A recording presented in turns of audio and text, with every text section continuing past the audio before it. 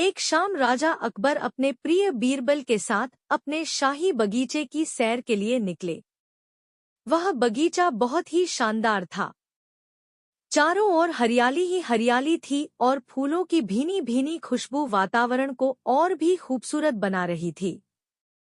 ऐसे में राजा को जाने क्या सूझा कि उन्होंने बीरबल से कहा, बीरबल, हमारा मन है कि इस हरे भरे बगीचे में हम हरे घोड़े में बैठकर घूमें। इसलिए मैं तुम्हें आदेश देता हूँ कि तुम 7 दिनों के अंदर हमारे लिए एक हरे घोड़े का इंतजाम करो।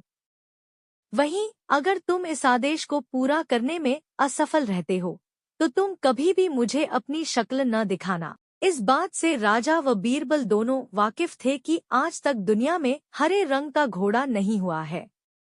फिर भी राजा चाहते थे कि बीरबल किसी बात में अपनी हार स्वीकार करें। इसी कारण उन्होंने बीरबल को ऐसा आदेश दिया।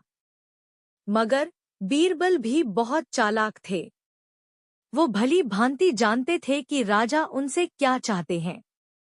इसलिए वो भी घोड़ा ढूंढने का बहाना बनाकर 7 दिनों तक इधर-उधर घूमते रहे।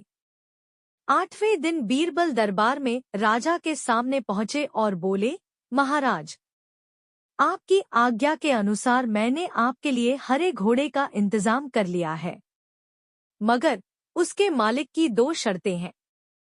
राजा ने उत्सुकता से दोनों शर्तों के बारे में पूछा। तब बीरबल ने जवाब दिया, पहली शर्त यह है कि उस हरे घोड़े को लाने के लिए आपको स्वयं जाना होगा। राजा इस शर्त के लिए तैयार हो गए। फिर उन्होंने दूसरी शर्त के बारे में पूछा। तब बीरबल ने कहा, घोड़े के मालिक की दूसरी शर्त यह है कि आपको घोड़ा लेने जाने के लिए सप्ताह के 7 दिन के अलावा कोई और दिन चुनना होगा। यह सुन राजा हैरानी से बीरबल की ओर देखने लगे।